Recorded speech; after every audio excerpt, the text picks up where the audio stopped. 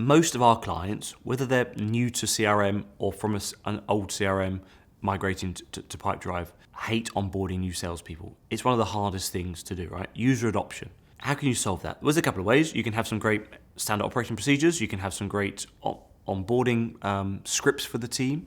You can embed those. You can create those. You can have some great training from nice training providers like the team here. But where you embed that, our whole mission is to ensure user adoption with any system that they're implementing.